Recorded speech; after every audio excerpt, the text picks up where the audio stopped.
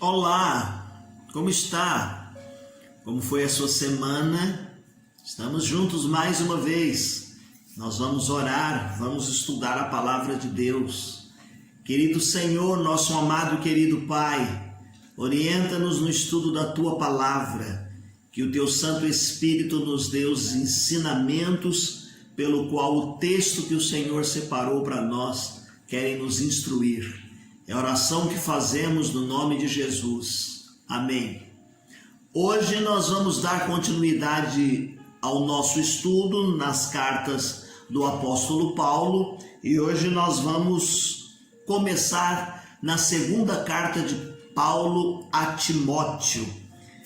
As coisas que devem ser guardadas. O nosso texto básico está em 2 Timóteo capítulo 1, os versos de número 13 e o verso de número 14, que nos diz o seguinte: conserva o modelo das vãs palavras que de mim tens ouvido na fé e no amor que há em Cristo Jesus. Guarda o bom depósito com o auxílio do Espírito Santo que habita em vós. Nosso tema diz que há coisas que devem ser guardadas. E aqui ele diz que nós devemos guardar o modelo das sãs palavras. Ele dizia a Timóteo, o apóstolo Paulo, que ele deveria guardar também o bom depósito com o auxílio do Espírito Santo que habita em nós. Nós não temos detalhes, meus queridos irmãos, das viagens de Paulo depois do seu primeiro aprisionamento em Roma. Tito capítulo 3, verso de número 12, indica que ele visitou Nicópolis.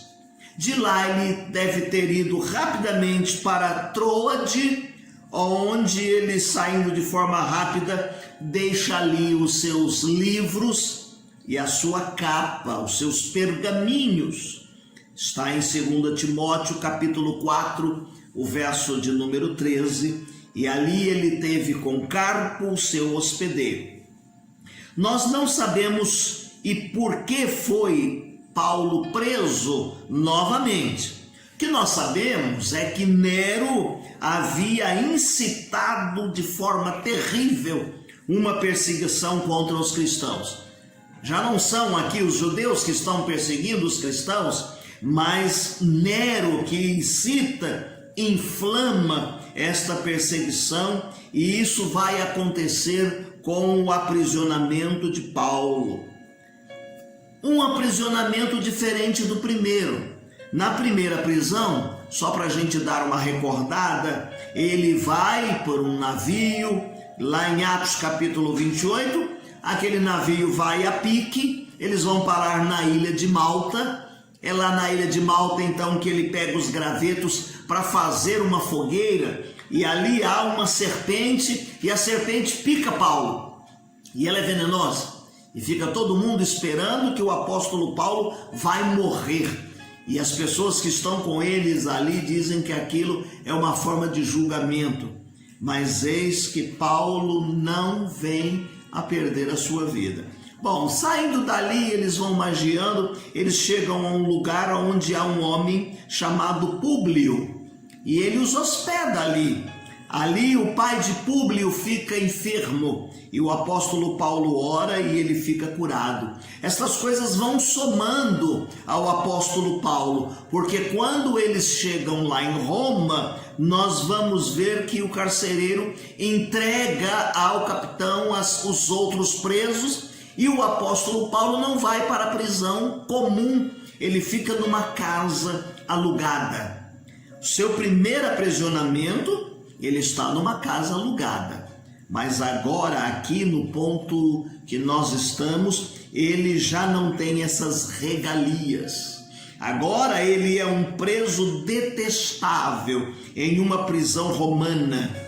Não um homem acusado que esperava um simples julgamento, mas alguém que espera o fim da sua própria vida. isso vai causar no coração do apóstolo Paulo alguns sentimentos. No momento desta carta, nós percebemos que ele está só. Capítulo 4 de 2 Timóteo, verso 10 ao 15, diz que o seu sentimento é de quem está só e pesaroso. Ele cita vários nomes, dizendo que as pessoas foram embora ou abandonaram. Alguns têm alguns compromissos pelos lugares onde as igrejas estão sendo implantadas. Capítulo 4, verso 11, o apóstolo disse: somente Lucas está comigo. Ele escreve essa carta para solicitar ao seu filho na fé, seu filho amado na fé, Timóteo, e ele pede no capítulo 4, verso 9, que ele venha visitá-lo, mas que venha visitá-lo breve. Ele tinha esse entendimento de que Timóteo haveria de passar por ali. A carta também vai citar um homem chamado Alexandre. É citado em 2 Timóteo, capítulo 4, verso de número 14. Não é aquele Alexandre que Paulo ora e joga-o e manda-o para os julgamentos, que Satanás tome conta dele. Mas esse é um outro Alexandre. Ele chama esse Alexandre de Alexandre Latoeiro. Atos 19, 33. Faz menção daquela situação onde há aquela deusa dos Efésios, Diana dos Efésios. E os irmãos vão se lembrar que naquele acontecimento muitas pessoas ficam aborrecidas porque o lucro daqueles que lidam e tratam com as imagens, eles têm prejuízos. Muito provavelmente esse apóstolo, esse homem aqui que ele fala, Alexandre, é aquele que lida com uma associação de fabricante de ídolos. Então esse Alexandre fica aborrecido com o fato de Paulo ter escapado lá daquela situação em Éfeso, e ele faz algumas ciladas com os judeus. Atos 20, 19. E então muitos eruditos dizem, e eu repito, que ele, fabricante de ídolos, ficou aborrecido por Paulo ter escapado. Agora que ele causa males, ele aproveita o julgamento para prejudicar o apóstolo Paulo. Timóteo já não é mais o líder em Éfeso, é Tíquico quem foi enviado para assumir o seu lugar. Capítulo 4, verso de número 12. Timóteo, aparentemente, é aquele que está fazendo um trabalho itinerante. Quem eram os pregadores itinerantes? Aqueles que não tinham um lugar fixo, mas que andavam às cidades, de cidade em cidade, também ajudando, fortalecendo no trabalho, incentivando as pequenas igrejas, aqueles que ali estavam. É Timóteo quem está fazendo esse trabalho, tendo em vista agora que Paulo está numa situação delicada. Então Paulo está esperando que Timóteo venha visitá-lo, porque nessa trajetória, 2 Timóteo 4,13, Timóteo há de passar por Troade, que é onde Paulo deixou os pergaminhos e a sua capa. Vem depressa. O inverno estava aproximando-se e era necessário que Paulo tivesse os seus pertences e juntamente com ele a sua capa. Qual é o propósito que nós estamos percebendo aqui nos ensinos desta segunda carta do apóstolo Paulo? Primeiro, que é uma carta pessoal, tá certo? É uma carta intensamente pessoal. Segundo, que ele se encontra sozinho ali em Roma, aguardando o seu julgamento. E com certeza será um julgamento que vai desembocar na sua morte. Ele deseja, e o propósito dele ao escrever isso, é que o seu filho na fé seja encorajado. E ele vai encorajar Timóteo a assumir o seu lugar no ministério da pregação do Evangelho. Ele quer que Timóteo fique sabendo que ele precisa observar algumas coisas, como principalmente a apostasia que vem derrotando e abatendo a todos os que estavam ao seu redor. Há um escritor, um comentarista, é o Dr. Sidon Baxter. Ele faz algumas comparações com as palavras da primeira carta de Paulo a Timóteo com a segunda carta. Ele diz assim: se em 1 Timóteo tornou-se todos, em 2 Timóteo, se na primeira carta, ele assinala dizendo alguns, na segunda carta usa-se muito a expressão de Paulo, todos. Em 1 Timóteo se lê: se alguns se desviaram, capítulo 1, verso 6, alguns naufragaram, capítulo 1, verso de número 19, alguns se desviaram, indo após Satanás, alguns se desviaram da fé, capítulo 5, 15, 6, 10, esse é o tema de sua primeira carta. Mas em 2 Timóteo temos: me abandonaram todos os que estão na Ásia. Capítulo 1, verso de número 15. Todos me desampararam. Capítulo 4, verso de número 16. Essa é a situação de tristeza, de angústia, de solidão do nosso apóstolo. As igrejas estavam também abandonando a fé. Então Paulo admoesta Timóteo a permanecer fiel na sua vocação. Timóteo não pode esmorecer em nenhum momento, ele tem que permanecer firme e cumprir o ministério que lhe foi confiado. Os sentimentos e as preocupações do grande apóstolo podem ser encontradas em meio às suas exortações que ele faz para com o jovem pastor. Essa carta não é um canto do cisne de derrota, mas recheada de palavras, vem como um hino de vitória para Timóteo. Se nós tomarmos aqui os 4 capítulos e fizermos neles umas divisões, nós vamos ver aqui alguns apelos do apóstolo. E eu quero citar 4 apelos baseado em cada um dos capítulos, que este apelo vem para encorajar Timóteo, o seu fiel ministro e dispenseiro das coisas de Deus, mesmo em as situações mais adversas. Vamos lá? Capítulo 1 contém um apelo pastoral, no qual o apóstolo Paulo pede a Timóteo para se lembrar. E quando se fala de apelo pastoral ou pastor, ele tem que se lembrar da sua vocação. Ele foi investido como ministro do Evangelho, bem assim das suas responsabilidades e privilégios que acompanham a sua função.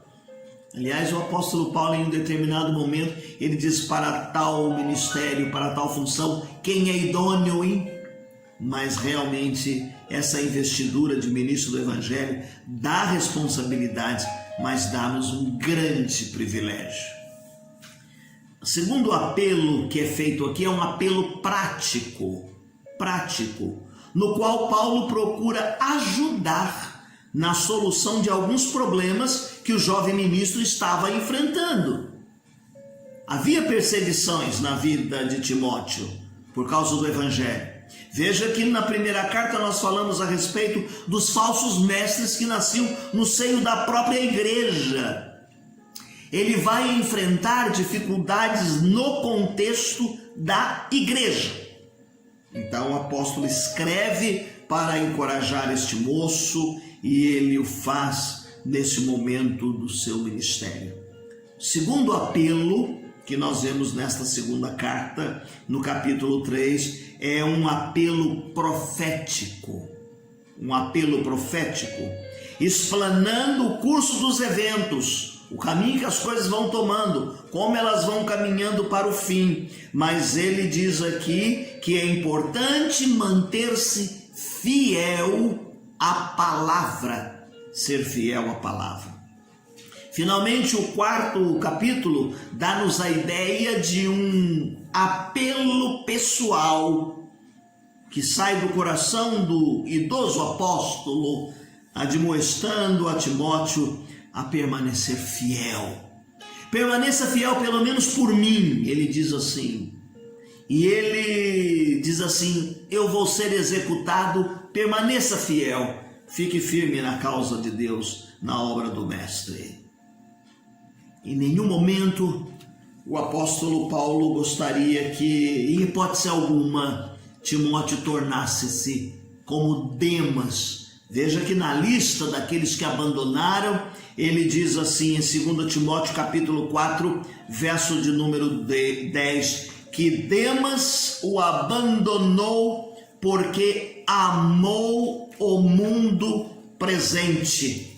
E eu quero ler aqui uma citação a respeito de amar o mundo. Lá na primeira carta a João, no capítulo 2, começando no verso de número 15, não ameis o mundo, nem o que no mundo há. Se alguém ama o mundo, o amor do Pai não está nele. Porque tudo o que há no mundo, a concupiscência da carne, a concupiscência dos olhos, a soberba da vida, não é do Pai, mas do mundo. O mundo passa e a sua concupiscência, mas aquele que faz a vontade de Deus permanece para sempre.